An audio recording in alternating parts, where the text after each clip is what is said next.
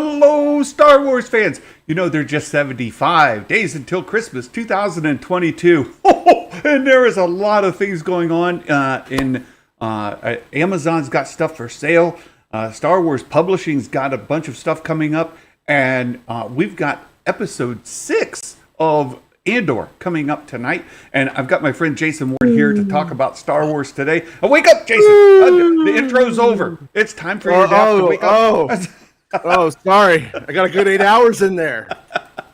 A full 8 hours. I'm a new man. You know, all these people harassing me over that intro. I mentioned this before. I tuned into Echo Base Network a week ago to watch one of their shows, and I was doing chores for my dad, feeding the rabbits and the horses and bales of hay and all this stuff. Right? I'm doing it, and I'm listening to their intro the whole time.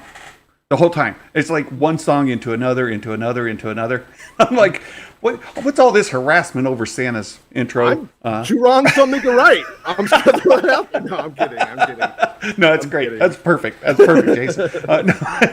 EBN's got me beat. It's my goal to emulate them and to at least have 4 or 5 intro songs. There needs to be a concert. Basically what I'm saying is you need to have a full-length LP. Fair expels, rock. Yeah, we can just do. I'll just keep going. I can keep going if you want.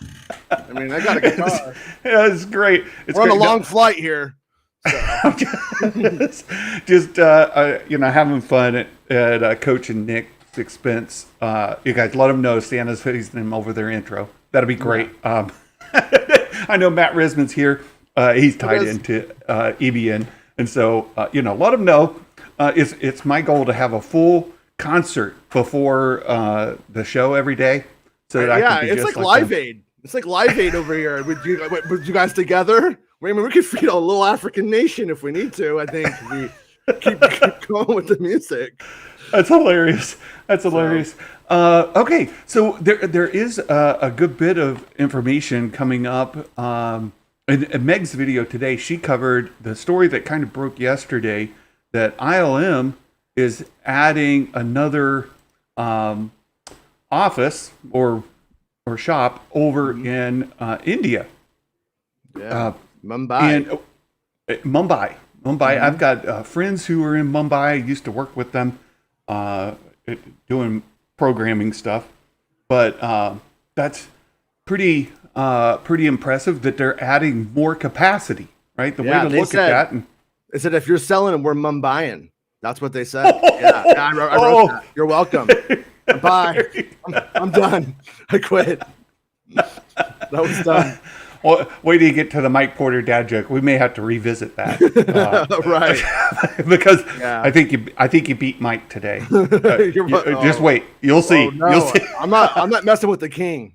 But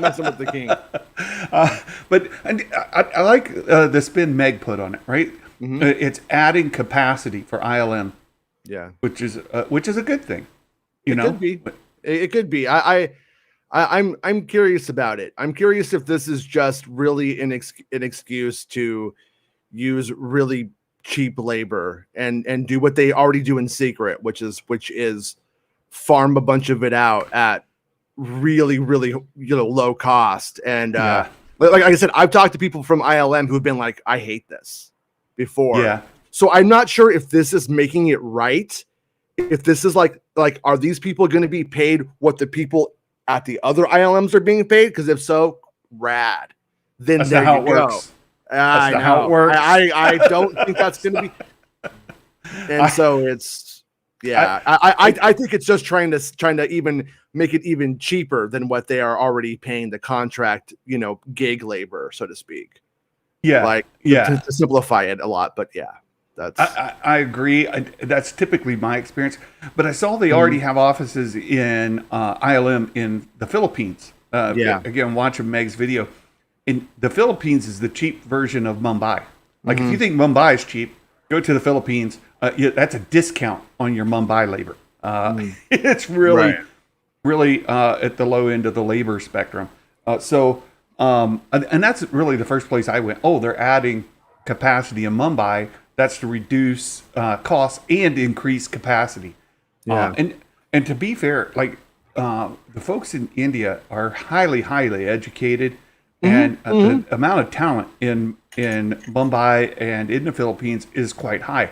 The backgrounds that I use and was one of them specifically was made in the Philippines. I'll show it just as an illustration. So this I contracted out to have this made in the Philippines, and it was quite reasonable in expense.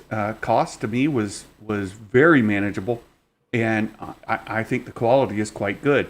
And they did this in that new. Oh shoot! Okay, Kathleen sent a tea. Yeah, there we go. Yeah, but one of the things that I've just personally experienced through all of that is that rework can also be quite high. Mm-hmm. So while the cost itself is very affordable, sometimes rework will slow you down. So it'll still at the end of the day maybe be cheaper than hiring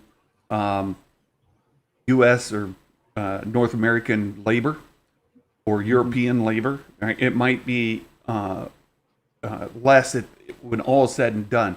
But what you would have gotten from North America or Europe, it would have taken maybe half the time. Yeah. 2/3 of the time. So if time isn't critical and cost is a factor, it's certainly a great place to outsource some labor. There's really weird practices in visual effects, and it's been a little while, but a few years ago, I mentioned this yesterday on my show, but I won't say what the movies are just to protect who I know, just in case. But it's I've seen big shots from movies, big Hollywood movies done by ILM, and they will pay people in India to do the same shot, and then they will start from there.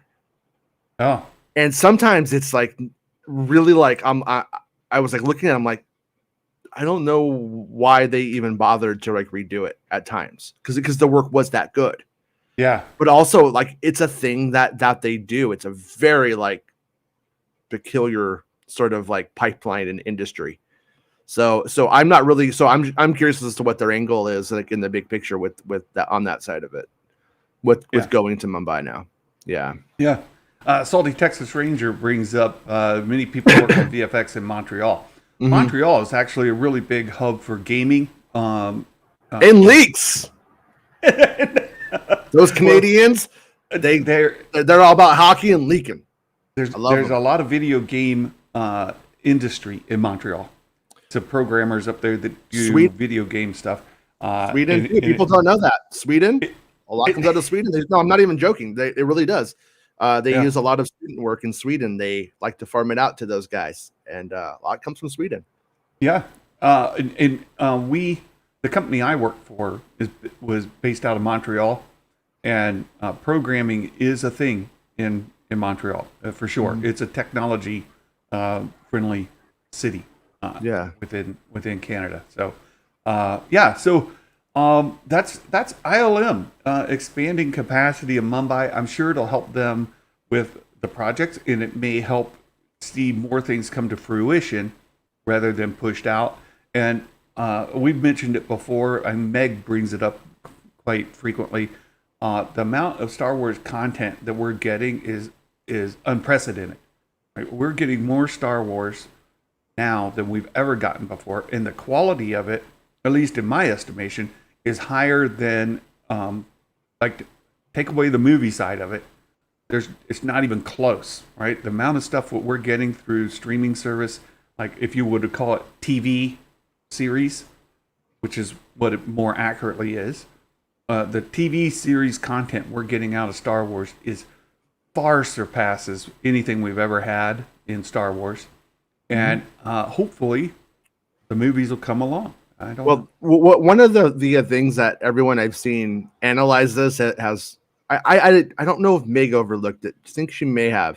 The thing that people have overlooked in this article, myself included at first, is that there's a bajillion TV shows in the works that's coming. But the thing is that movies will be coming too. There will eventually be multiple movies in production simultaneously on top of all of these TV shows that we have coming out. Once that happens, the TV shows become sort of sidelined. That's the thing. Is everyone's like, oh, this means everything's gonna look like Andor. No, it means the exact opposite. In fact, it means everything's going to be getting pre-rendered work in a volume, and some of the shows will be like Andor every now and then. I think actually once the movies kick in, I think it's all volume mostly all the time. Even with this, we don't know the size of that studio. At least I haven't heard the size of that studio of that new one, so we don't actually know how it's going to elevate their like workload. And people also need to remember that ILM doesn't just do work for Star Wars. They do work for all kinds of work people when they can. They will. Right. So so I don't think it necessarily means what everybody hopes it means, that everything's Andor all the time. I see maybe what you're kind of inferring. And again, if you watch that ILM documentary on Disney Plus, it kind of gives you a real good perspective of that they farm out work, right? Yeah. And they worked on things outside of Lucasfilm for sure. Mm-hmm. And perhaps what this could do, the Mumbai offices, they may not actually have a volume there. They may not. Who knows?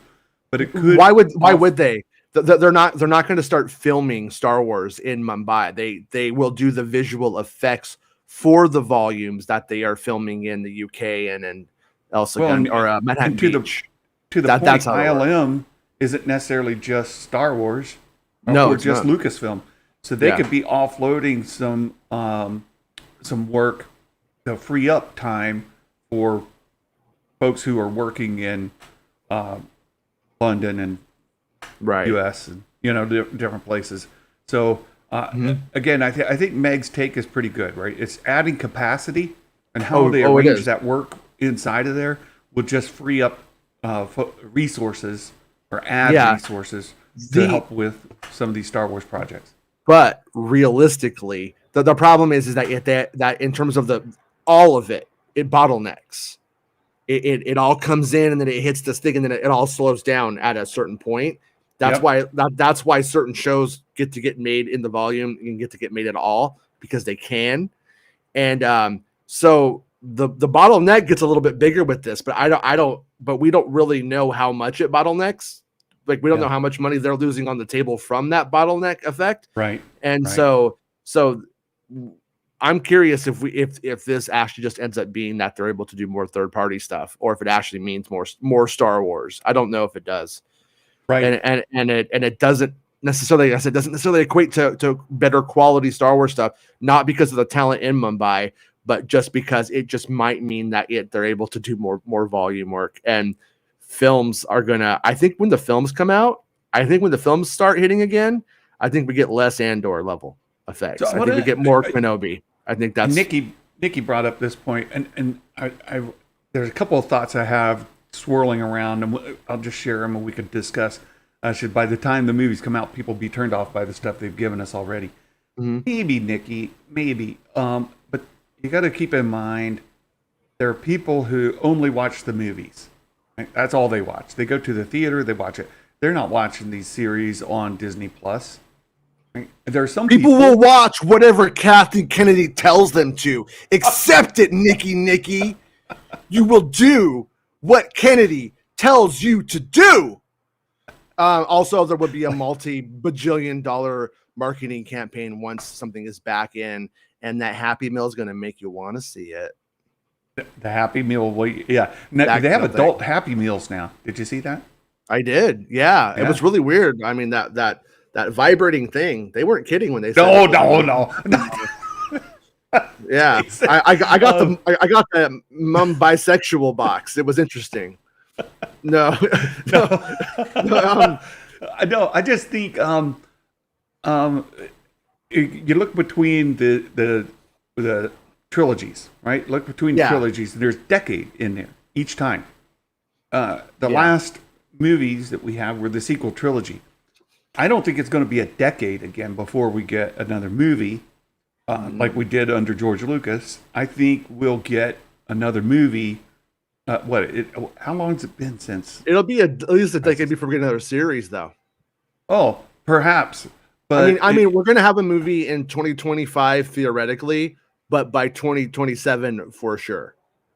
That's like the sad for sure. The saddest thing is by 2027 is for sure, but 2025 is, I think, when we get the next one, because everyone, like, Kathleen Kennedy wants to sell that idea, like, oh guys, don't worry, one's coming. I want to tell you what you want to hear because I know you're going to forget. I probably said that, most of you that aren't crazy, and the crazies are just going to be crazy anyway. But you got the Avatar movies. The Avatar movie, they're not good. They can't release the Marvel movies and the Avatar movies and the Star Wars movies without fighting itself. And so I think it's 2025, right? That's where because 2024 is December Avatar. So yeah, is that correct? I think that's correct. From within Lucasfilm itself, unless they're going to start doubling up, and that is, again, you're going to kind of get me on my soapbox. The one thing that I consistently grouch about with Lucasfilm is not knowing where the projects are within the schedule. There's very little insight. We have to read tea leaves. We have to kind of look into leaks and rumors and then speculation. And the bulk of what we think we know comes from the interpretation of tea leaves and speculation. And it doesn't mean that that's reality. In fact, it means that that's the best we have to go off of. And that's my indictment, that the best we have to go off of is tea leaves and speculation. And it's terrible. It's absolutely terrible. So is Taika's movie moving forward? They don't know. That's Right. That's the whole thing, is that he has to get it together.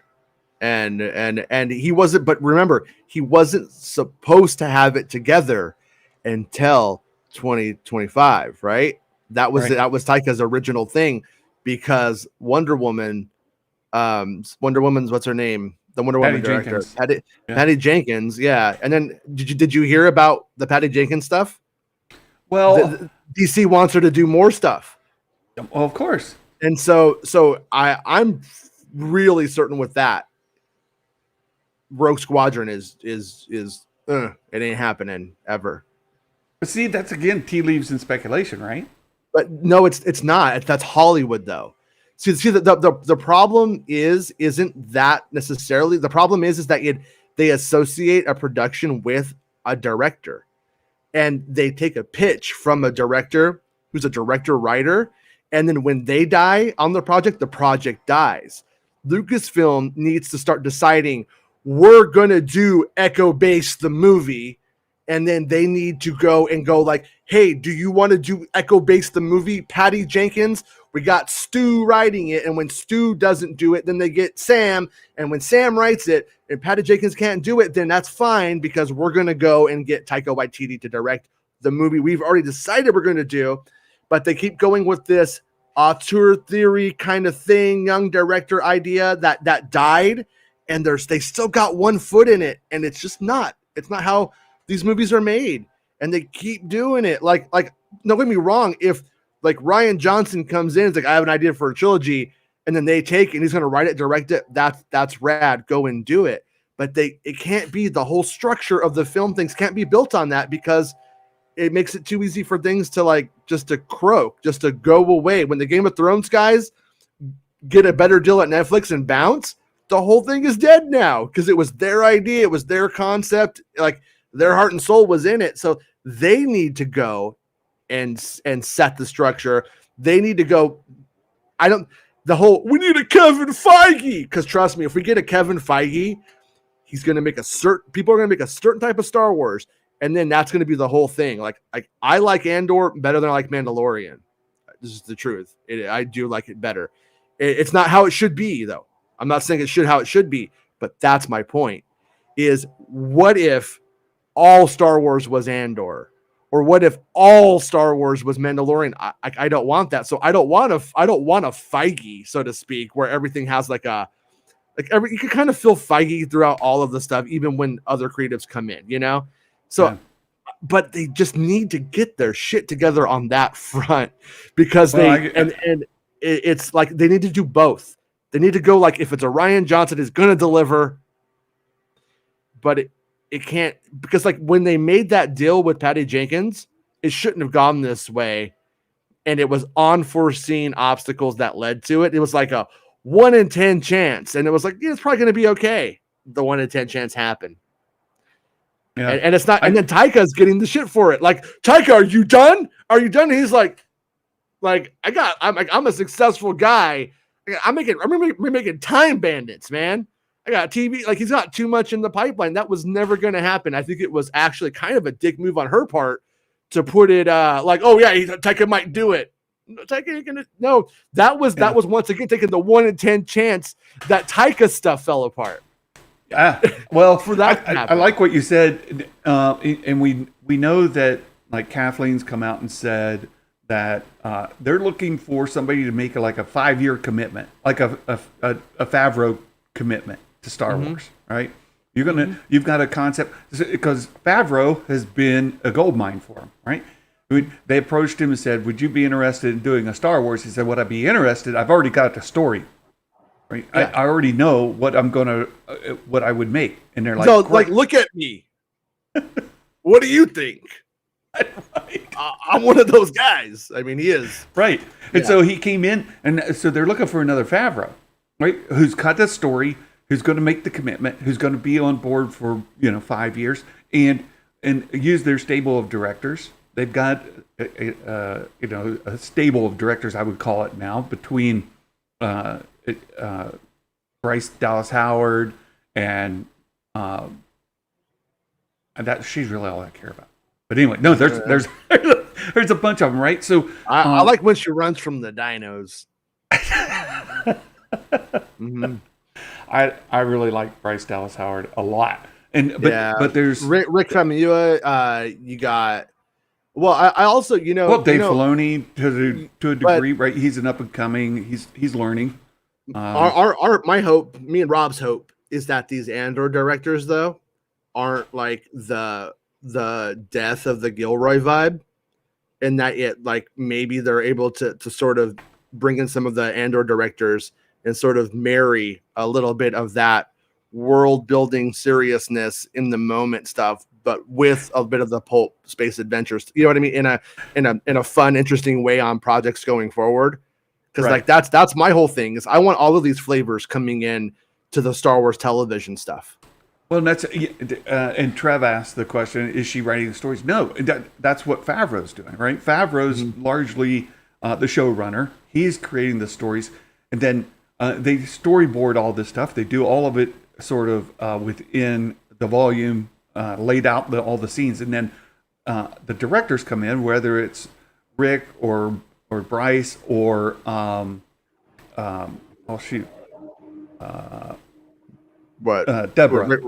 Deborah Chow, yeah. Right. Well, and isn't that interesting though? Deborah Chow is the same kind of director as the Andor directors. And then we look at Kenobi, and I love Kenobi. It has problems. I totally see where it look and pacing and feel and stuff. It has problems at times. Isn't it weird though? You never know what you're going to get. Like somebody, Tarev just said, give Bryce a show. I think it was him. And it's like, yeah, that would be cool. But at the same time, I don't know, man, because that's Bryce working under a showrunner. Well, she's a good director. But is she a good showrunner? That's what Trev's saying. And it's what you're saying, right? Like, yeah, if they were to say, we have this story, right? We have this story, and we're going to plug and play directors, whether it's Patty or Bryce or Deborah or Rick or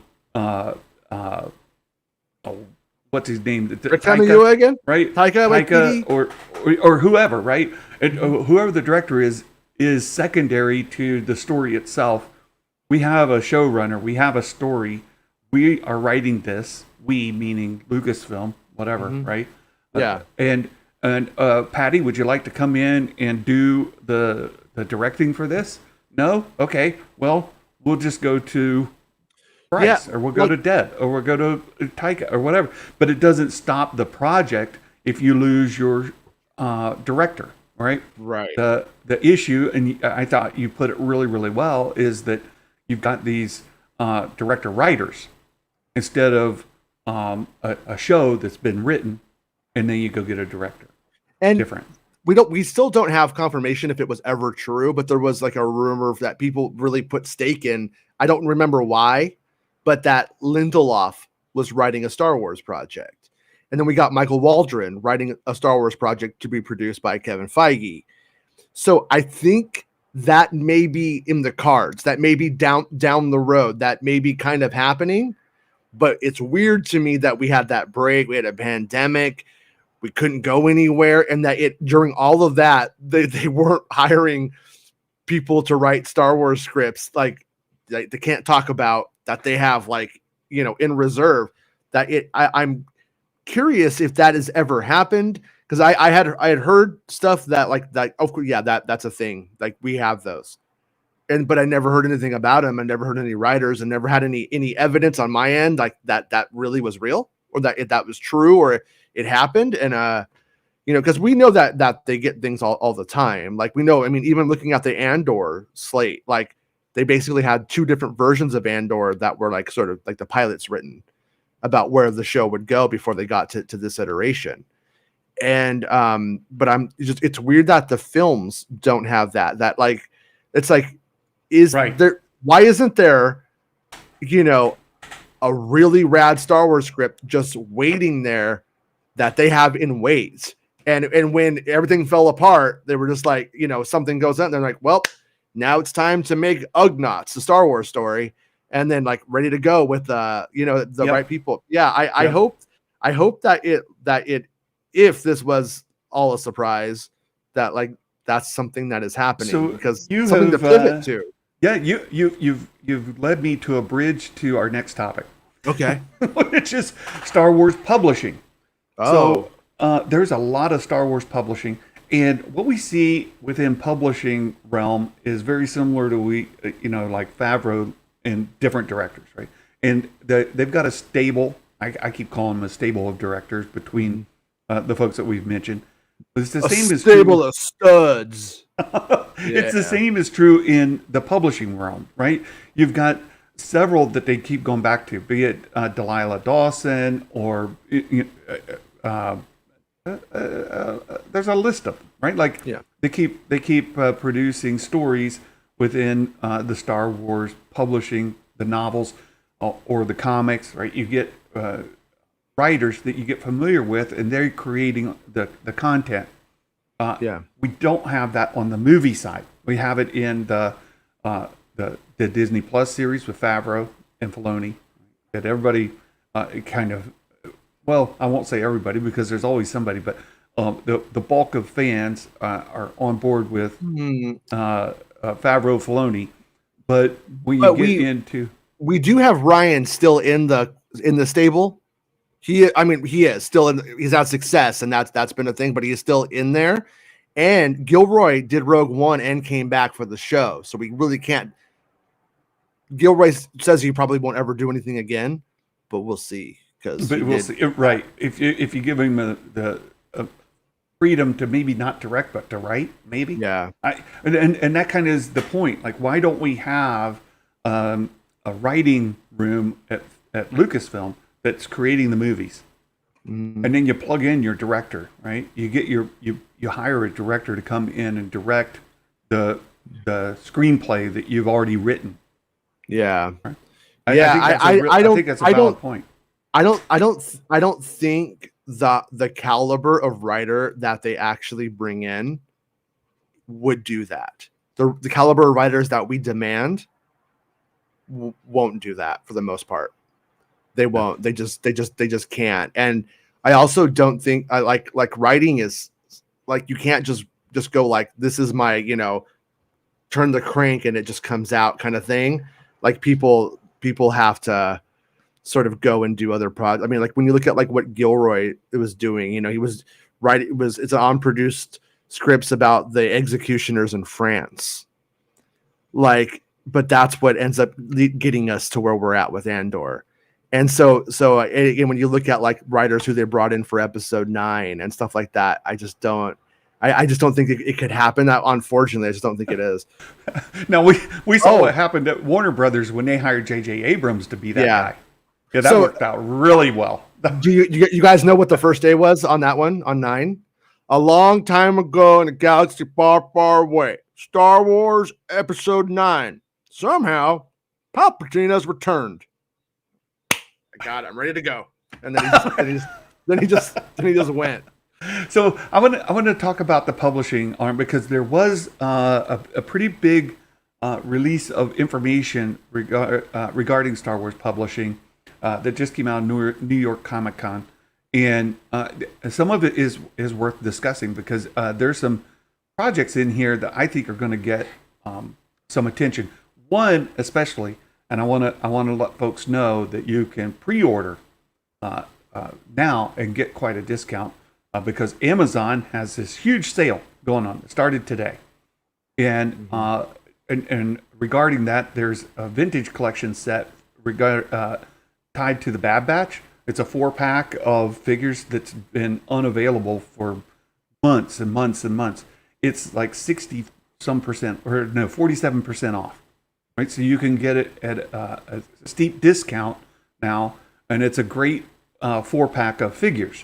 But they also have some of these things on sale as well. And if you're interested in that vintage collection item that's on sale, I've got a link to it in our Discord under the vintage collection channel. So look for that. But here we have Rise of the Red Blade by Delilah Dawson. That's what I'm mentioning. Like, Delilah is a regular contributor to the Star Wars publishing universe. And do you know about how this book came about? A long time ago in a galaxy far, far away, the Inquisitor was laying out, wanting to get a sweet tan, but then fell asleep and got a bad sunburn, and boy, did that fuel the dark side. Got super powered.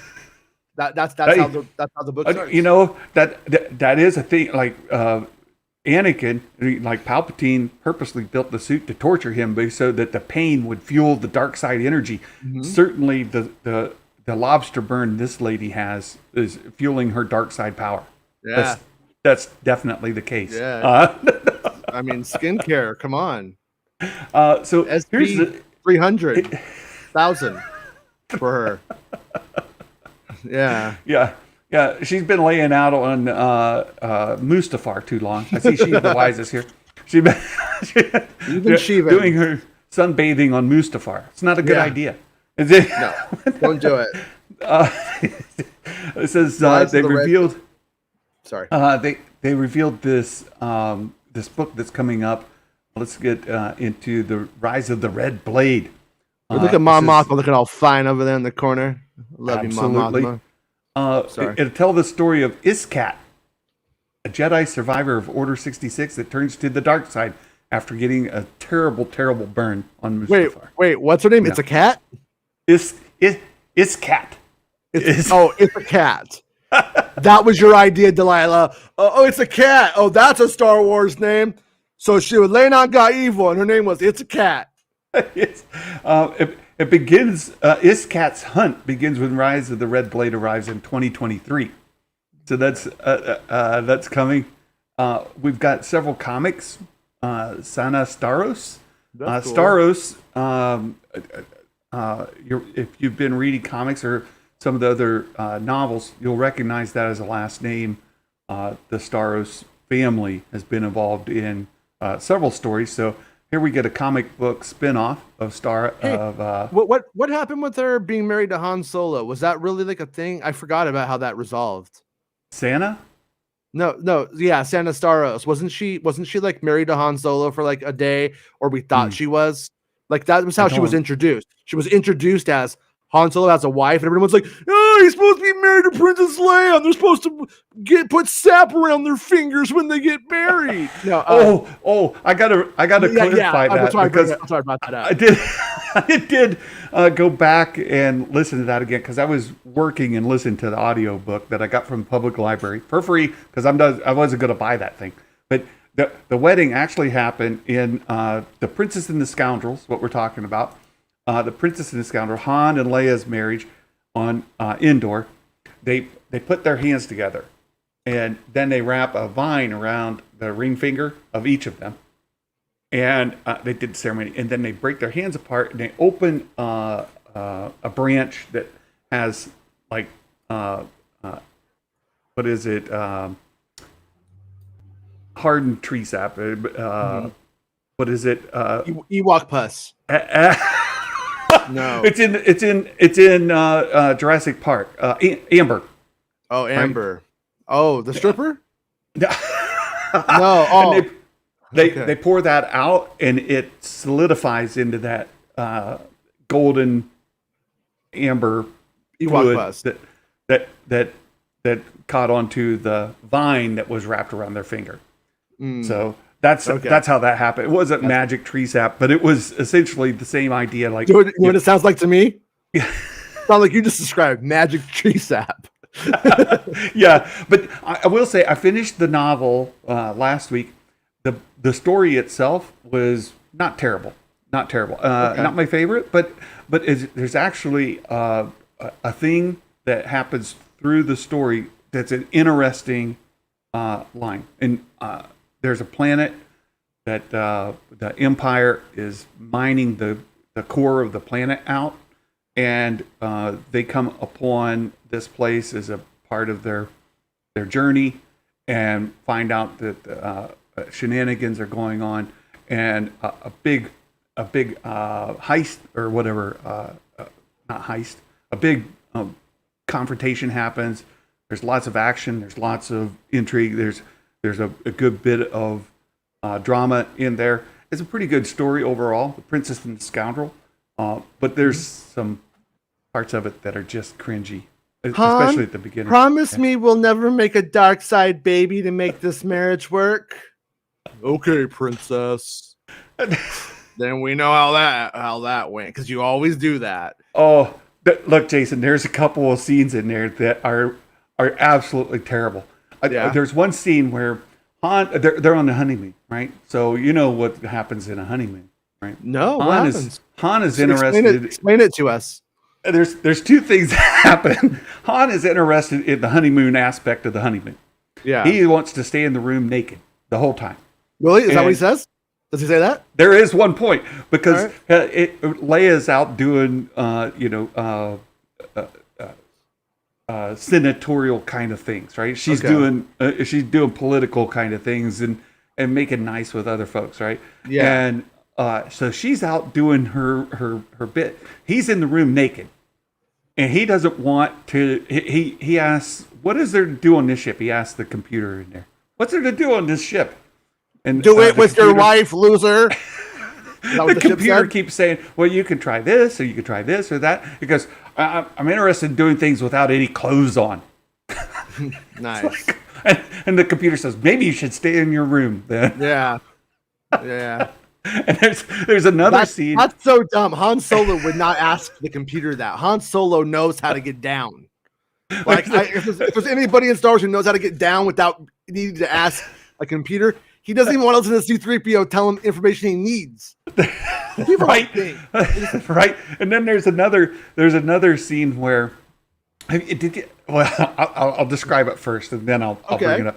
There's another scene where Leia's talking about what they're going to do for the day, and he's laying out Burt Reynolds' Playgirl style on the bed. Okay. Right? Showing her the wares. Leia, do you like my Dark Star? And he's saying, "Did you show the Dark Star? Hey, here's what I have to offer. Would you like to stay here?" Right. And she's like, "Right, nah, I'm good," and she leaves. Some of this book, though. But this. Yeah, that book is Uh, that book sounds wacky.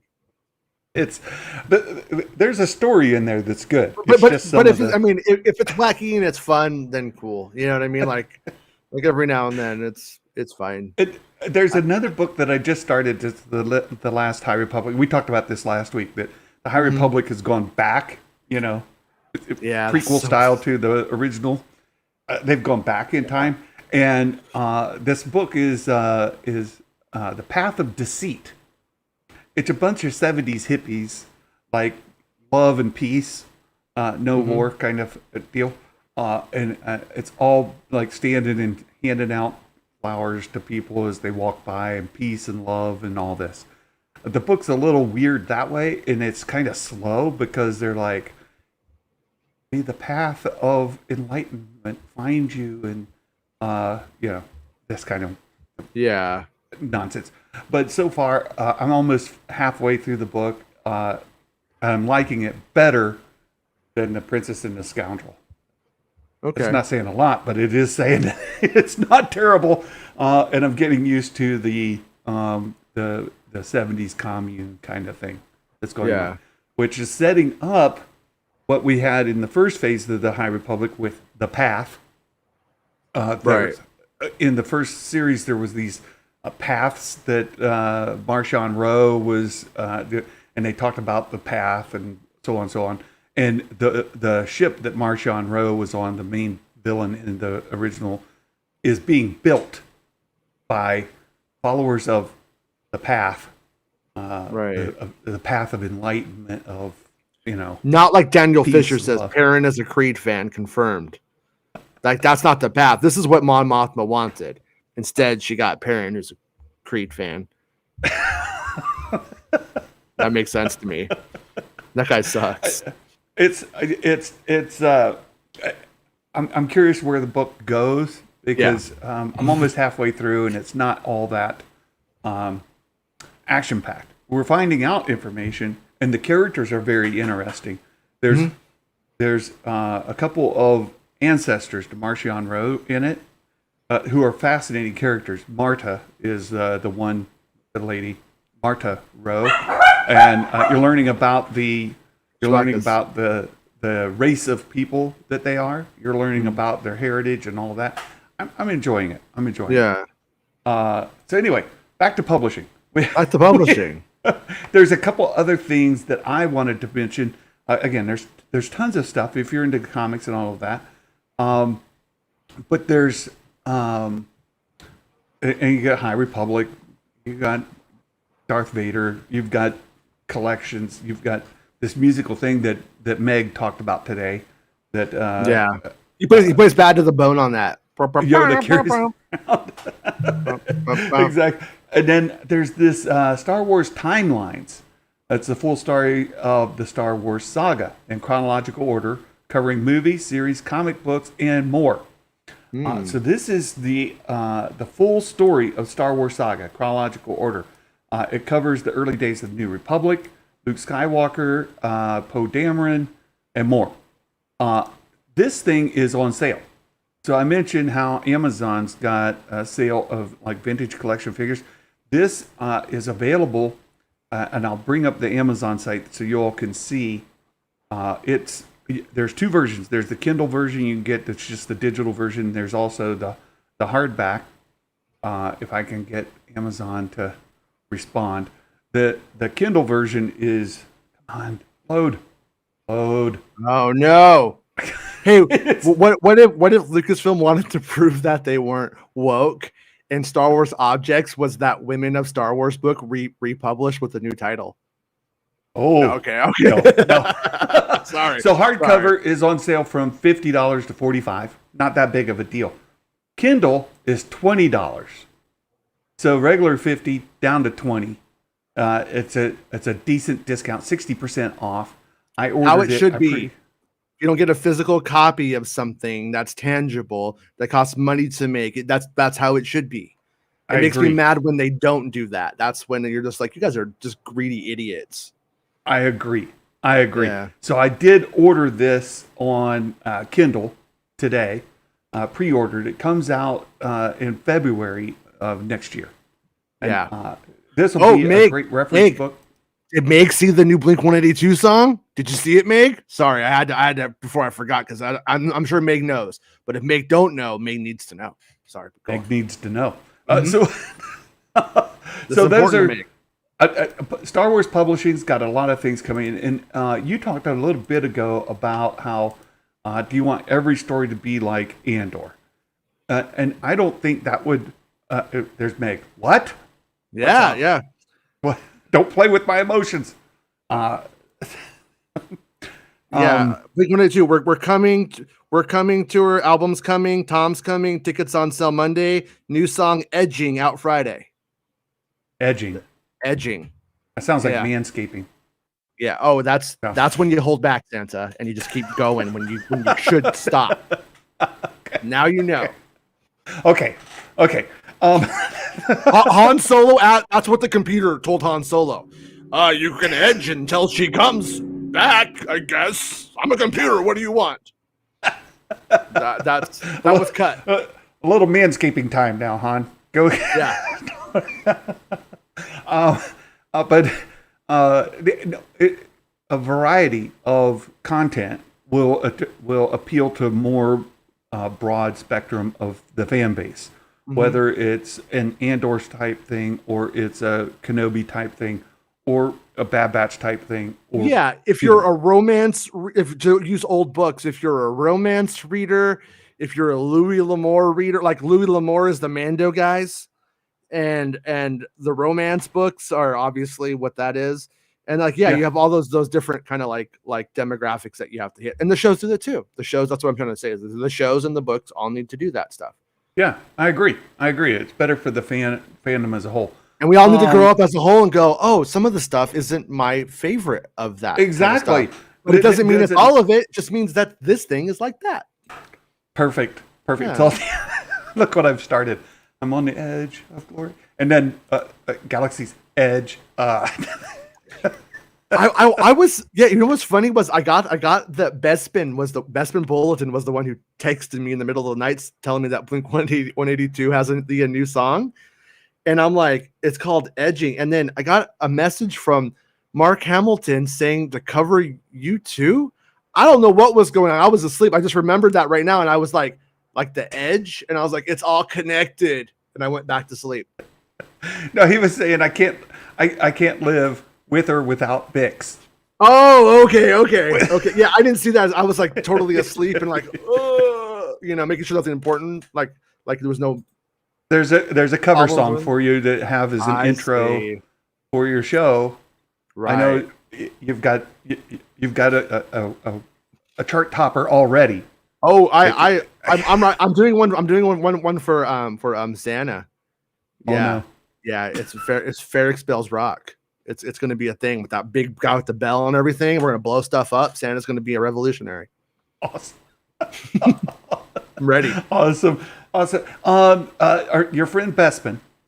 Mm-hmm. I saw you cover this yesterday, but we want to talk about it briefly here, and then we'll get to Andor. You know, the topic of the show. We'll get to Andor. Patience, my friend. I want to come out today as a Bespian. I'm a Bespian. Yeah, sorry, Nari. That's your, your chart topper that you. And sorry, Canary. It got updated. Exactly, yeah. And now you just need with or without Bix, as you knew. But Lars Mikkelsen, Bespin is coming out to say, "Hey, we've heard a little more about this, right?" Mm-hmm. Well, he has it. He's just reporting what other people are saying. He's not corroborating it. He's saying, "Here's the scuttlebutt." Yeah. But he support Bespin on Ko-Fi. Yeah, nobody's supporting Bespin. This is a fact. Bespin's hungry. He wants KFC, and he can't how's get how's he supposed to make a living in Jason's basement? If you're not supporting. I have a little hole in the wall right here. Don't ask for what it's for, but I can put chicken in it. And just put some chicken in there. Bespin needs your support. A little bit of Popeyes for Bespin. But he has to buy it. He has to Venmo me that money because I'm not paying for his Popeyes. Mm-hmm. It said that the topic we talked about ad nauseum with Star Wars fandom. The topic who's playing Grand Admiral Thrawn has arose. Right since Ahsoka was announced, we've been wondering who it's going to be with as far as Ezra and Grand Admiral Thrawn. We saw the confirmation of who's Ezra, but now we're getting down to Lars Mikkelsen, rumored as revealed that the role of Ezra's Iman Esfandi, and now the question's been, okay, well, who's Thrawn? Is it Lars? Yeah, how about Lars? Could it be Lars? I'm thinking Lars. How about today? Is it still Lars? We don't know. So I actually heard it's Lars Ulrich from Metallica. I think it's all a mistake. I did hear Yvonne instead of Amon for Ezra. Right. I remember that. Yeah, it said in September, Cinelink said they heard conflicting things about who's playing Thrawn, but most recently heard that it was Lars, who voiced his character in the animated Rebels, right? So 6 weeks that's just that game that he plays where whenever somebody says, he goes, that's what I'm hearing too! Because a couple of weeks ago, he was going around telling everybody it was Doctor Who.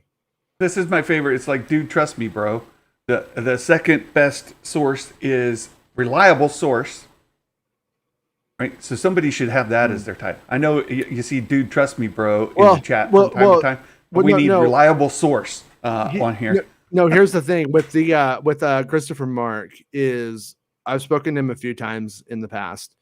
He doesn't do the thing that most of these cats do, where they know it's not true or they don't really believe it, but then they try to get somebody to corroborate it. That way it justifies the moving forward with the information. But I'm of two minds on this. They didn't put this on the Ronin. Mm-hmm. I haven't talked to him. So I hope I'm not overstepping and painting things in an unfair light. But if you had this, why would you put it on the Ronin's website? Why would you put it on Twitter for free $99? For free $99. You know what I mean, though? Like, no, I mean, that's money, man. If you really have that one, it's so I find that's where I meant to send him a message, I just didn't get around to it because I'm lazy as hell. But I was like I'm like curious about all of that. Like, there's some stuff about this one. It's like this guy's like good, but then it's weird that he just threw it on Twitter. So I don't know what to make of it. Yeah, could be that he's not as confident in it. So it could be like, you know, if you accuse Bespin of sitting on information too long and it starts to leak out. Yeah, it's like he's like a little mother hen. Little things are going to hatch into something different. But no, they are what they are. There's eggs. Got to eat them. And so he may be kind of getting in front of other people leaking it out, so that he at least gets the credit for reporting it first. Yeah, it's like, hey, this is somebody tipped him off. Somebody's going to come out and say this, so you better drop it sooner than later. So rather than put it on his trustworthy source, he goes ahead and puts it on free.com so that people can. Yeah, the like that was the thing, was like I said, this guy, I pretty like what if he says something is concrete, I would definitely believe him. I would believe that he believes it's true. But then he goes into like I got somebody working on the project and they say that this is the case, and then they're like, with Rex, like, Lucasfilm has plans, and I like that doesn't make sense. The people working on it, they don't know anything about Lucasfilm's plans. Right. Like people that are working on it. So I kind of think that it, like, all of this information isn't of the same tier. Mm-hmm. It's just random stuff he's hearing. Some of it probably is like high, like a source, but this article says like a source is saying a solid source, but then you get down to that last part and you're like, well, I don't think that's the same source. I would doubt it, to be honest with you. Yeah. Yeah. But once again, I'm just analyzing it, and like I said, I believe when this guy says something is on, I believe him. So a moderate grain of salt, maybe not a huge heaping grain of salt, or tiny little bit, maybe just a little. It's not amount of salt. He generally knows how to get information like solid. Like, even if you look back at his stuff on Willow, it was solid. The things he had on Willow were like solid. And it's like, but when it comes to a lot of these people, they, like I said, they just want the justification to put it out, because when you get something truly off and just really wrong, you know what happens? Absolutely nothing. Nobody remembers. Right. And so there's really no, yeah. It was like a recent poll about who are the best scoopers out there, and people don't remember the accuracy, so they vote on the thing that they're fans of versus I think they have a very flexible definition of what a scooper is and what the value of those scoops are, in my opinion. I know a couple of the best scoopers in the world weren't even on that list, and it was I don't know what you guys are doing with your brains. Crazy. Don, eating a peanut butter and banana sandwich. You got to love a peanut butter banana sandwich. That is good. That's a good lunch right there, Don. Is Don Darth Elvis? That sounds like, is that what Elvis eats? That is Elvis's go-to. That and the fluffer nutter. Have you had a fluffer nutter? What? I know what a fluffer is, and I know what a nutter is. But I know I don't want them together. I don't want it in my mouth. Yeah. Oh, you do. You do. It's peanut butter and the marshmallow cream. Like you get it in a jar, and you put the peanut butter and you put the marshmallow spread on there. How high was the person who invented that? I mean, that is an addicting treat, my friend. It is so good, so good. Yeah. Well, sounds good. It's delicious. So anyway, keep going. He also said that Zabraks, the mole species that are appearing in Ahsoka, as stormtroopers. Now that'd be a first. Yeah, I found this to be like really, really kind of confusing though, because it goes on to say their uniforms feature the colors of white and burgundy. So that seems to imply that they're not standard stormtroopers, that there's some sort of like Zabrak unit of troopers or something like that, because I don't know. That's weird. It's like there's also like kind of a thing made about it, like, oh, Zabraks, but Zabraks are in Kenobi, Zabraks are in Mando. Like we've had Zabraks all over the place now. Yeah, we just haven't that seen part. them as stormtroopers. But as stormtroopers, yeah, we haven't seen that. So like, but it does sound like there's something different, right? Like there's some kind of different kind of trooper. And Bespin, what are these pictures? What's going on here? Is that a fluffer nutter going on right there? That's what it looks like to me. It's a bearded Mina. Is it? Is that Mina, or is that no? Mina Massoud is the guy who wanted to be Aladdin, or Aladdin, and who wanted to be Ezra. Then after like, oh, I'm glad I could. Those rumors are finally going to stop that I kept starting over and over again. Iman has been sporting the look since June, right? Beard and long hair. So they're saying this is kind of confirming that the Ezra we will see will have a beard. Yeah, or whatever that's worth. Whatever that's worth. It might be difficult for a Zabrak to wear a stormtrooper helmet. So they may not be. I mean, I'm wondering now that you start to put the pieces together. Some white armor, some burgundy armor color, and maybe is some people taking advantage of the proliferation of armor that you can pick up off the ground, right, from dead and the dead empire. That there's a surplus of this armor, and so they're just wearing like every helmet would have to be like customized for like your horn holes. You have to put horn holes on the top. And like you put the helmet on your horn hole for your horns come out the horn holes. That's what Dave Filoni said. This is what Dave Filoni said. I want Pablo Hidalgo to have to go sit down and write a stupid visual dictionary and go like horn holes. 16 horn holes for this one. That'd be good. So you want to talk about Andor? Yeah. How about we talk about Andor? So we have episode 5. I went back and rewatched. We were really hoping in episode 5 we were going to get that dinner scene. And sad, we did not. Yeah. At least in episode 4, the dinner that they were talking about, the dinner plates were already set, and It was supposed to be that evening they were going to have it. Well, Okay. and so I had to rewatch it because I couldn't remember the full context. And then episode 5, it's morning, so it can't be. It had to have already happened, right? Yeah, and like when they're in the cab, he just turned off Arms Wide Open. Arms wide open, and she's like, "Can you turn that off?" He's like, come on, hold my hand. Let's listen to Creed together." Right? That guy sucks. Oh, it's hilarious. And you know he was never cool though either. Like Perrin was never cool. Like, you know who else is not cool is my Her daughter, man. Hit that kid. Oh, that kid needs to get kicked around a little bit. Well, it's clear that Mon Mothma is not sharing what she's doing with her family. No. Yeah. Her husband is clueless. He thinks that she's got all this cred by being a senator, and they can have all these cool people over, and she's like, they're not cool. These people that you think you want to hang out with, not my friends.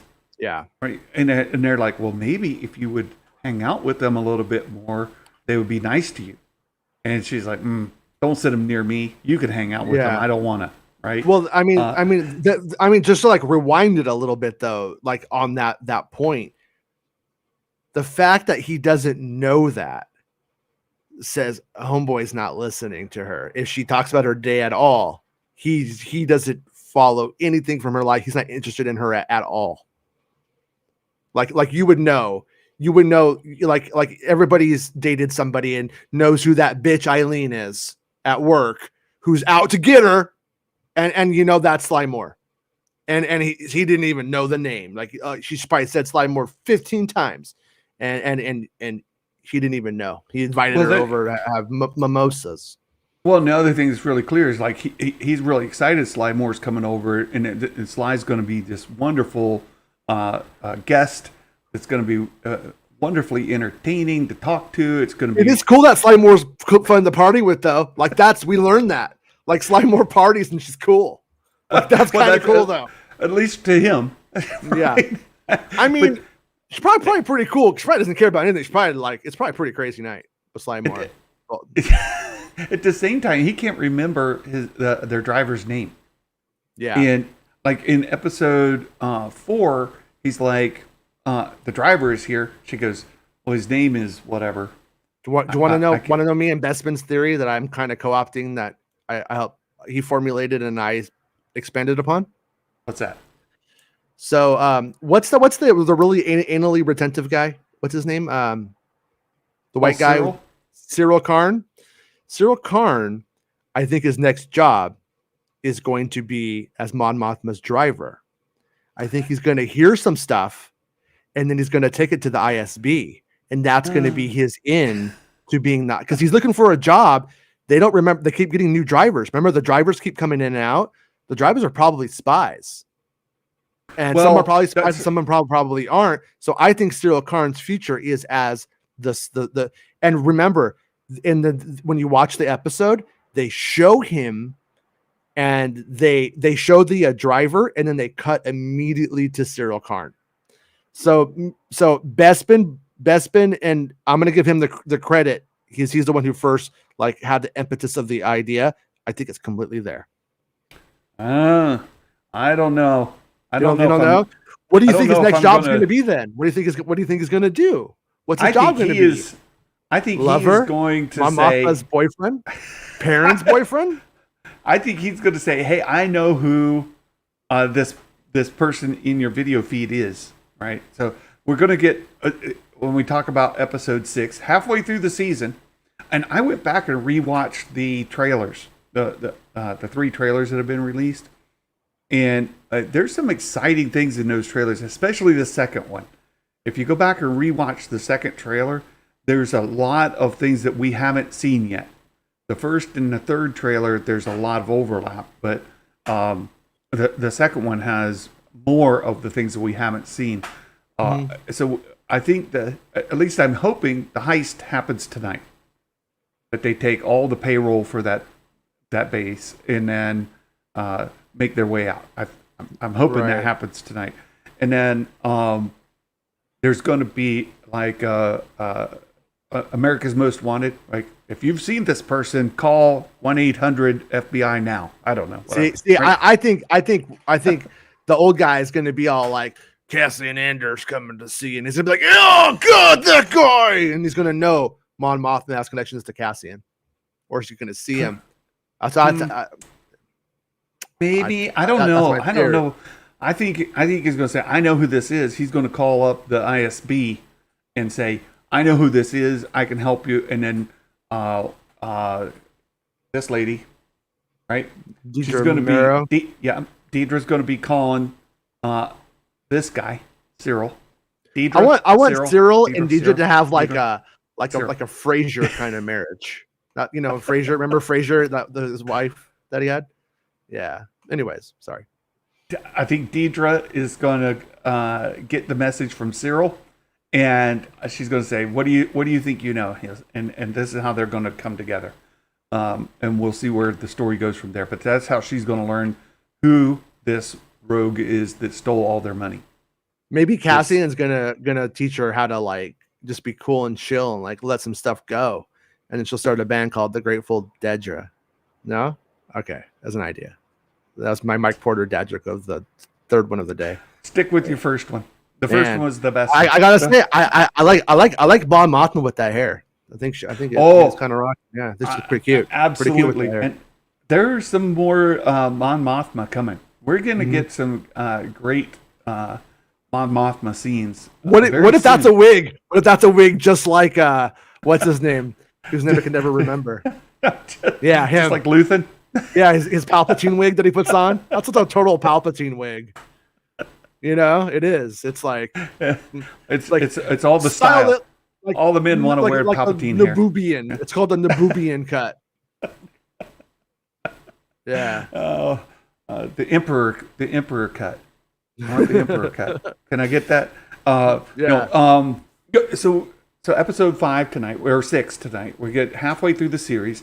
I think the heist is going to happen and the chase. And do you think that Andor is going to end up going to the prison thing as undercover or as a prisoner? Like he gets captured by Cyril and Deidre. I knew somebody who was in those episodes, and they were under the impression that Andor was sent there, what that Andor assumed an identity and used that to get into the prison, like got himself arrested to get in. And that was their sort of assumption based off of what was being made at the time. Yeah. And but also they could have heard the name Casa and thought that, there's all kinds of little things. I'm like, did you have that wrong because of that? But anyways, where I'm going with this is I wouldn't be surprised if when they do the heist, they end up learning something from that info, and that's what leads to the prison stuff. They start to see that the funds are maybe going to this, so that's when they need to get in the prison. I'm kind of wondering if that's how the narrative's going to unfold.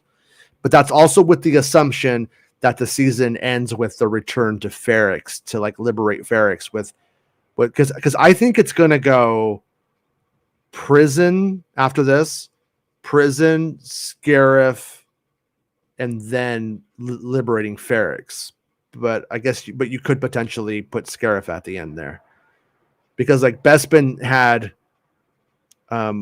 Melchi on Scarif is what he had heard. So Melchi, yeah, well, the guy from Rogue One, the guy from Rogue One who's you remember this? Like now I'm starting to remember things differently.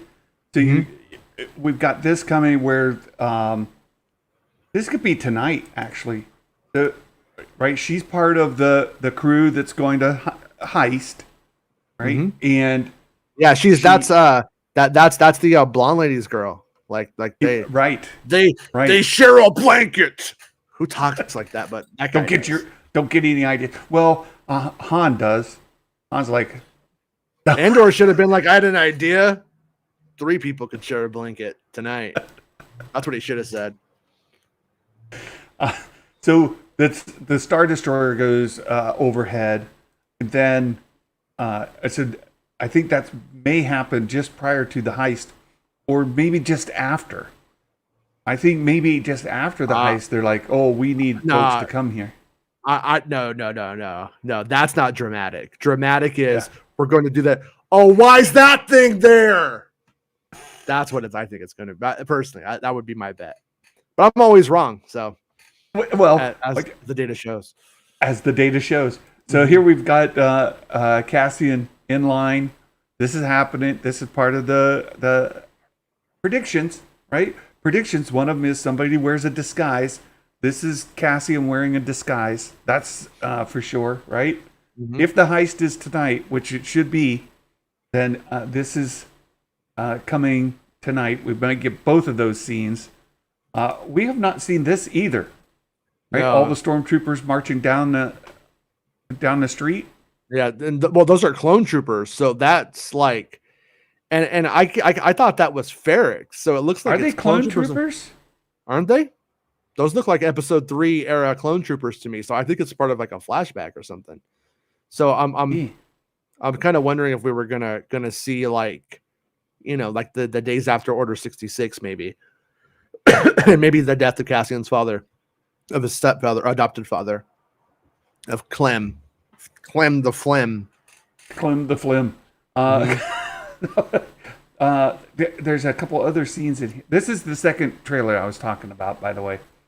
That I don't know why it's pausing so much. I think this is probably going to happen later. Didn't that already happen? No, because he didn't pull his hood up like that. Okay. Similarly, we haven't seen Two Tubes, or whoever this is. It looks like Two Tubes. That's one tube. It's definitely Two Tubes. It's the same race, right? That wears that. Yeah. And on the base here, I think this is Two coming. Tubes sounds like a twin brother, and that might be the twin brother. I think all this is really second half of the season, right?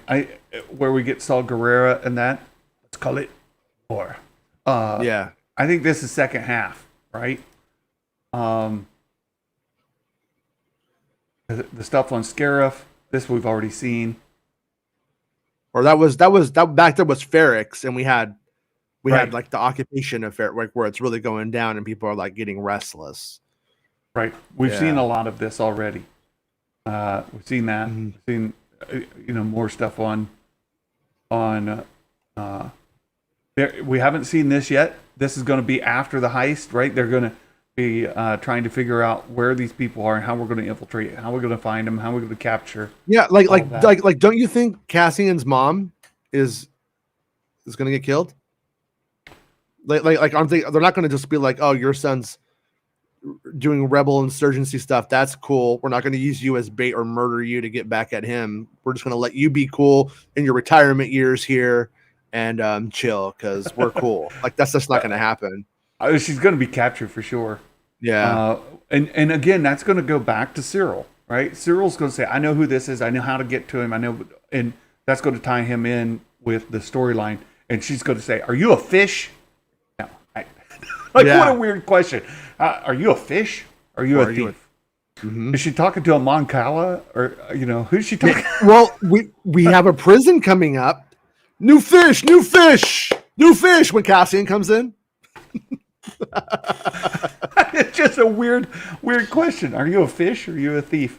Yeah. Again, some of this we've already seen, but there is. So we talk about the dinner scene. Well, okay. Again, I'm getting ahead of myself a little bit. But this is second half of the season kind of stuff. We're seeing some parts of Mon Mothma in the Senate. Here we go. We know there's going to be a dinner party of some sort at some point. Right there. We thought this was going to happen like in episode 5 or tonight.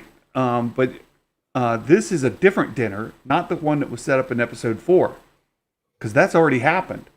This is something else, and meeting... this is Mothma's apartment, right? Because of the tree. Yeah, this is her abode. And she's hanging out, right? Tay Coma. Hey, Tay. Hey, Tay. So, yeah, this is the dinner scene. Tay, no cry. This has already happened. We've not seen Clea yet either, right? Yeah. Well, no. Well, I mean, we see. I mean, that moment with Clea. You mean? Right. Yeah. We haven't seen. There's a lot of stuff in here that we haven't seen yet. I liked at the end of the last episode, you could tell she was down to mess some stuff up because she was like, "Yeah, let's mess it up." You could tell she was really about blowing stuff up and that kind of jazz. There's the guy that people think may be Cal Kestis. I don't know. No, that's the revolutionary kid that's with them at the camp. It's totally him. Yeah, it's like 100%. That's not. And Cal he's been Kestis. Injured, and they're trying to save his life. Yeah, he must tonight. He must. Kidding. Tonight. That is him. That is the kid. No, that's not Cal Kestis. I was joking. No, not Cal Kestis. That's the kid who's writing the revolutionary stuff at the camp. Yes. And so I'm guessing he's going to get injured during the heist, and then they're going to have to take him to the doctor. That's absolutely perfect, Jason. We'll talk about the predictions because that's part of it, right? A named character gets injured or a named character dies. Those are two questions. Here's the light show, right? The escape, the light show that's going to be happening. Everybody's watching, and Cassian's trying to make the getaway.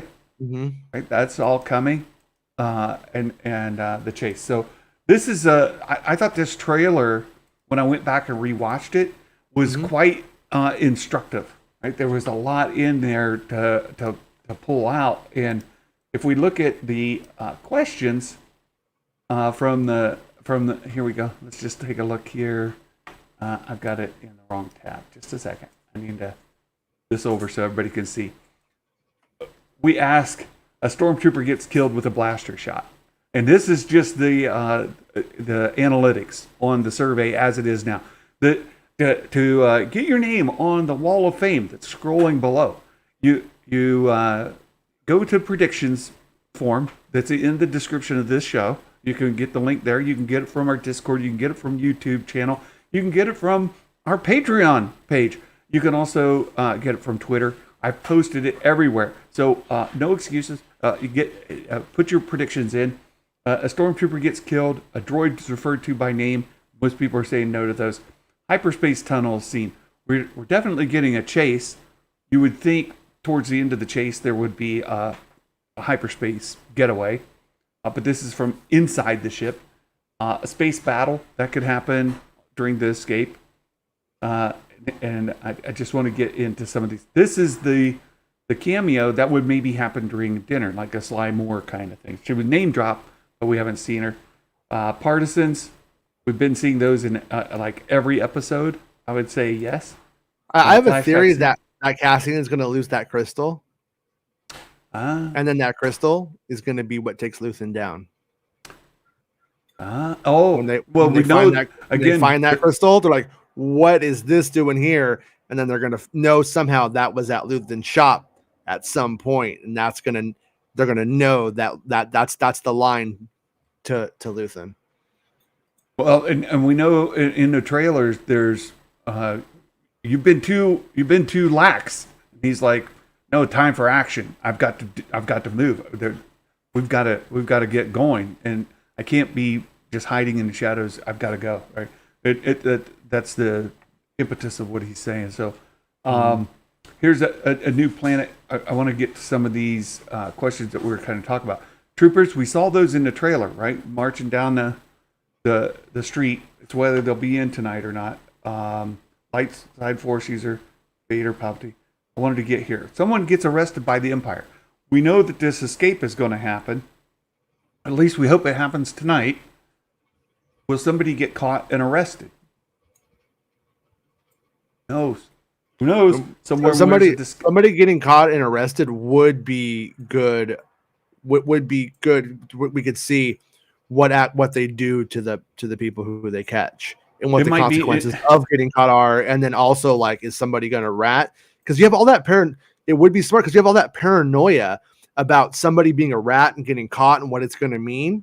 And then if we don't necessarily see that, it it works in the moment, but it doesn't necessarily work in retrospect. Like it needs to kind of might need to earn that.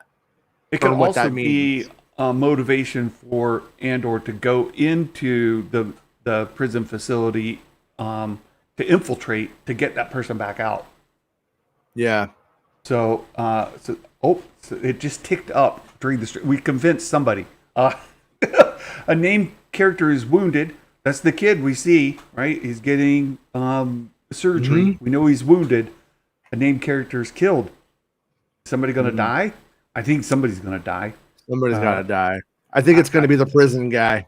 I think the prison guy is going to die. The guy with the tattoos, because like we kind of like know his like whole family life story and all that. So either he and Andor become best friends and like go on space adventures together, or he dies. I mean, realistically, that seems to be like how that relationship would wash out. And I didn't see that guy in Rogue One, and I didn't see that guy in anything after that stuff. So I'm kind of wondering if this is where he croaks. Yeah. And you get the prediction. This is mine. I'm not going to scroll down so you can steal other people's responses, but this is my response. Heist and run. That's my fill in the blank. I think that's tonight. What are they going to, it's a heist. What are they going to do? Not run, Santa? They're going to go, heist and then stay there? Or heist the heist doesn't happen. Maybe it holds off for episode 7. Maybe there is no heist tonight. No. You don't know. Yeah, I do, because they're all done in 3-part clusters. So they wouldn't put it into the 4th.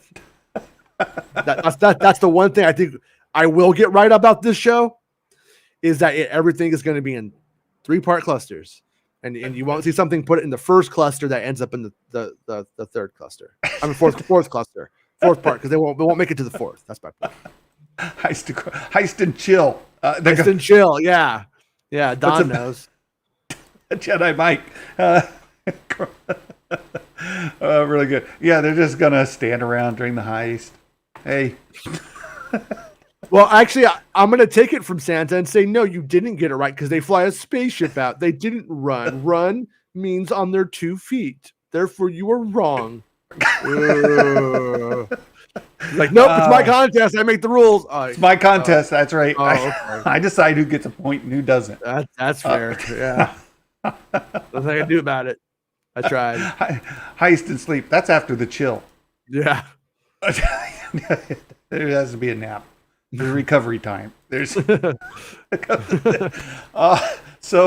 I'm excited for tonight. It's the halfway point of the series, and it does seem like we've been talking for several weeks, and it's one of the things that Nikki's been critical of, and some others, that the slow burn. That there's this constant chirping of slow burn. Is it going to pay off? Is it going to build up? Are we going to get the spy thriller? Where's the thriller part? Where do we actually run and escape and chase and the parts when you think of a spy thriller? Where's that content come from? We've been building up for half the season. But spy thrillers aren't just jumping out of planes like Mission Impossible stuff, though. It's both. It's and it's going to be in the obviously. That's called Fast and Furious. Fast and Furious. That's different. That's a different genre, right? That's not spy thriller. Yeah, I mean when you look at like what we know of the series so far, though, and then we look at Rogue One as the capstone to it. Yeah, like I said, it's like a snowball thing where the stakes keep getting worse. The stuff becomes more outlandish. Like on the very first thing, he's just going in and stealing a little ship part. Then in this one now, he's stealing the payroll and all of the weapons. And then the next one, he's going into a prison. And we don't necessarily know. I mean, I heard he had to get something. He had to get information from a prisoner is what I had heard it was. But I don't know. I don't know if that's accurate. But and then we go from there to like something on Scarif, and then we go. It just keeps, I think, getting bigger and bigger. Well, that's why I said that trailer shows us there's a lot of content coming that's very Star Wars. Right? There's been the other criticism that this show hasn't felt a lot like Star Wars. There's been little like decoration of Star Wars around. Do you think that's going to go away? Do you think that aspect is going to go away? Because I kind of don't. Well, I mean, Mon Mothma in the Senate, right? In the Senate chamber. That feels pretty like in the heart of Star Wars to me. In the late 90s and early 2000s, you were telling me that stuff wasn't Star Wars. I didn't know you then, but that, remember that? The that prequels. Was the thing. That's not Star Wars. That's like stuff is Star Wars, and now we're like, that's the I'm Senate, like, guys. Is Jason calling me out for my prequel hate? That's what it was going through my head. Oh, yeah, that's what I was doing.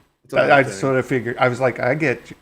Uh-huh. I got you, Stan. I got you. You did. I didn't have a comeback. I was just like roasted, sitting here like in the burn, thinking, how am I going to get out of this?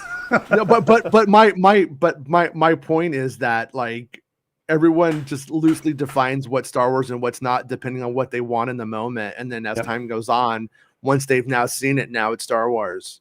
I mean, it's just, you know what I mean? Like at the end of the day, like what is Star Wars? Is it B grade pulp, like with whimsical music playing? To some people, that's all that it is, and that's fine. But space western.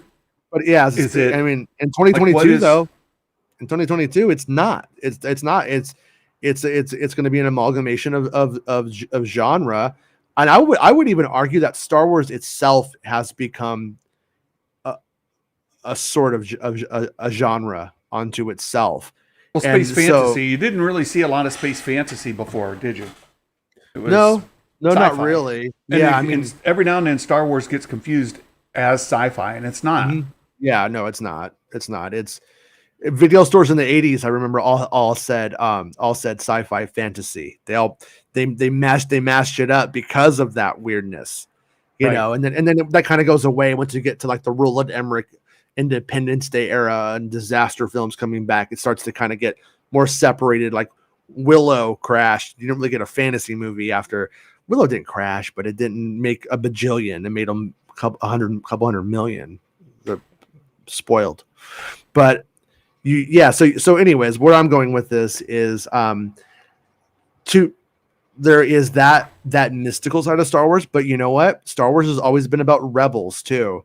And I don't think there's been anything more about rebels and rebellion and revolution than this series so far. So I still think it's hitting on one of the core tenets of what Star Wars by its very nature is. It's just not doing all of it. It's not the mystical whatsoever. And like Han Solo wasn't the mystical, but then it leaned into the comedy.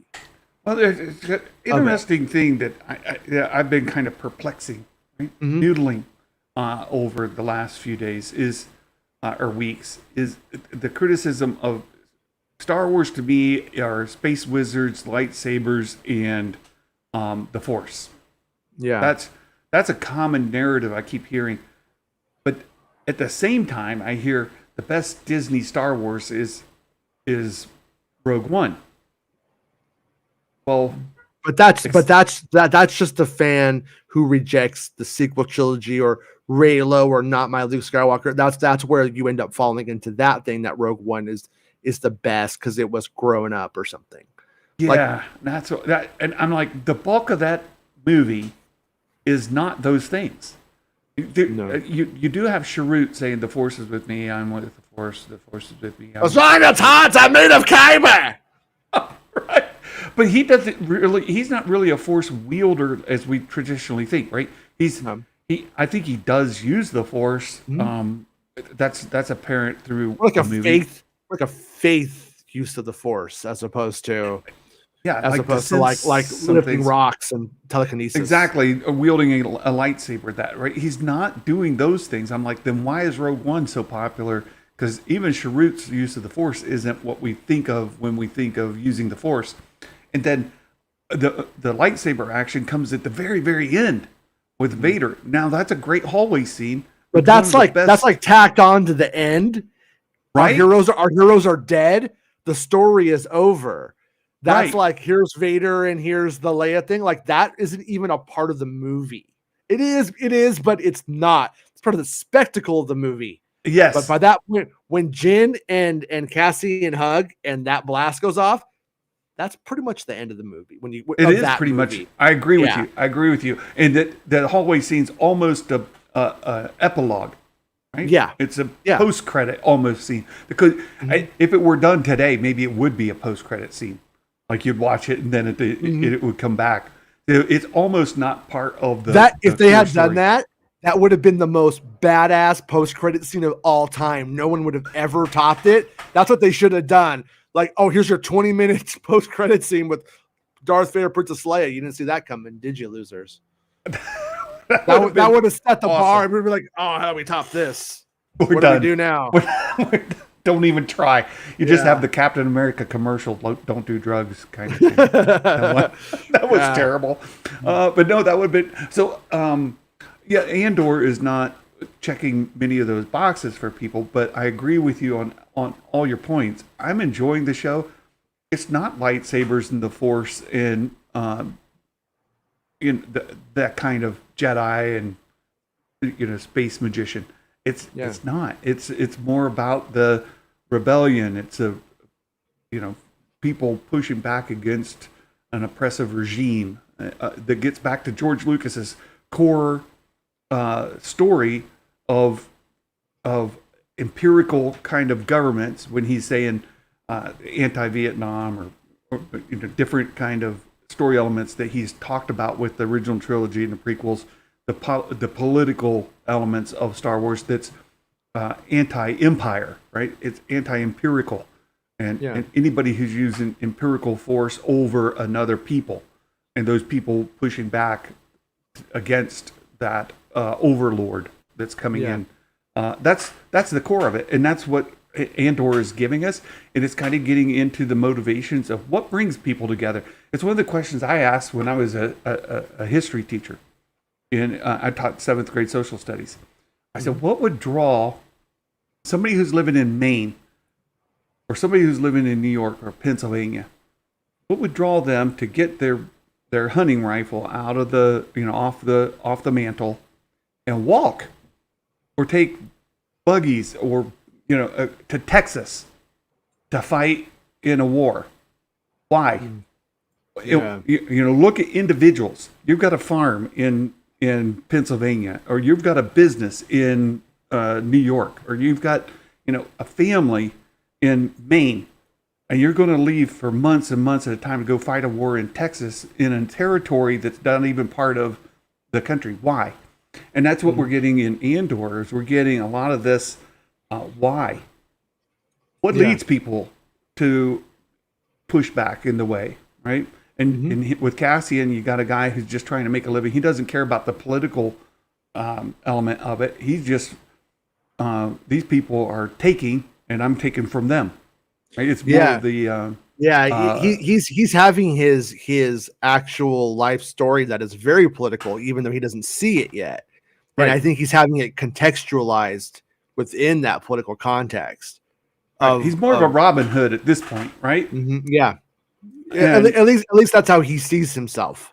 Yeah, he's probably not. He's probably just at this point just kind of an ass, right? But he sees himself. He wants to be Robin Hood, but he's not. So I think we're gonna get. I'm curious when the job is done. Does he take the money and give it to Bix and his mom and his buddy, his drinking buddy and all that? Like, does he do that with the money? Does he say, keep the money, I'm all in? Like what's going to happen? Do they not pay him? Like, you know what I mean? Like what's going to happen when they steal that payroll?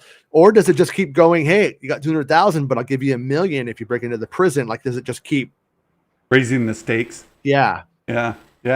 Really good stuff. Well, I'm excited for this story tonight.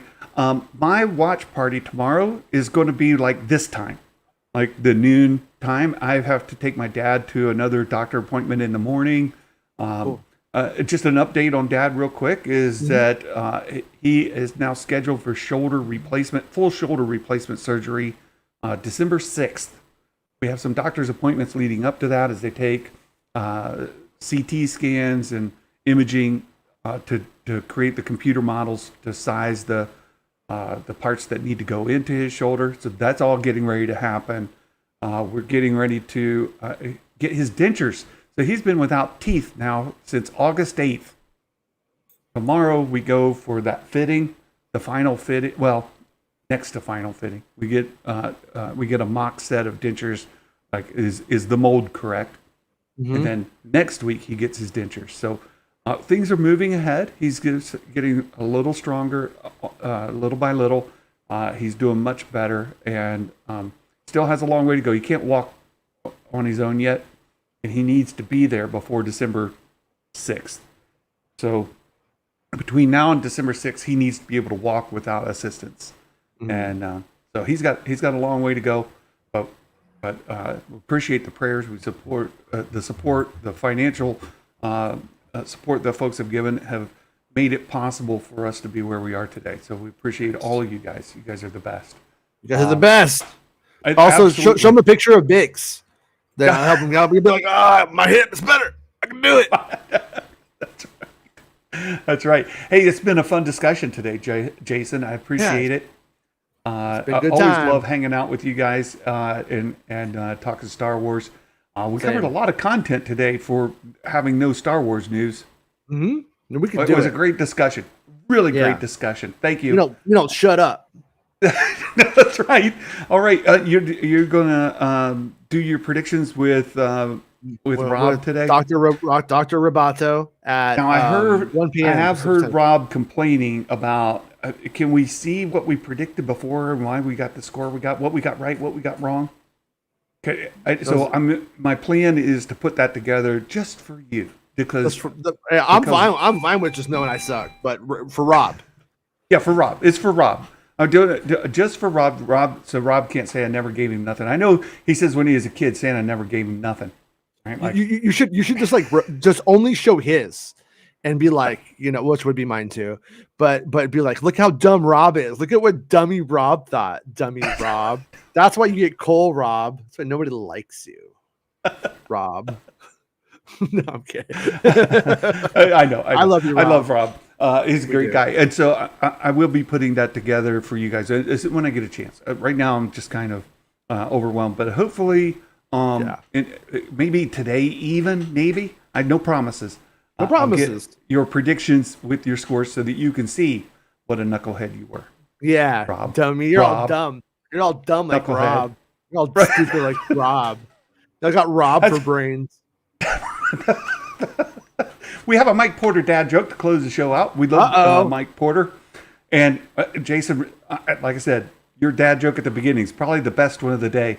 No, I'm not messing with the king, man. Don't make the king come after me. I don't want that. I don't want you'll that. see. You'll see. Here we go. When times are tough, what's R2-D2's favorite saying? Boop, beep, boop, boop, beep, bloop. It's hilarious. Mike Porter, for the first time, I don't get your joke. You just made R2-D2 beep. You don't speak R2 speak. That's your problem. You don't speak astromech. If you spoke astromech droid, that would be a hilarious joke. Yeah, that one was an inception. Like it was like a thing and a thing. It went too deep for me. You lost me that time, Mike Porter. You know what? I'm coming for you, King. I think the king is falling. I told you. Like with Mike Porter. Hey, Mike's with us. Hi, Mike. I love Mike. No, it was a great dad joke. It's a perfect dad joke, but we're just, heavy is the head that wears the crown, Mike. That's all I'm going to say. All right, Jason. Thank you again, and we'll talk to you soon. Bye, everybody. You guys, bye. Have a great day, everybody. Thank you for joining us today. Thank you for being here, and until next time, my friends. Merry Christmas, and may the Force be with you always. Bye-bye.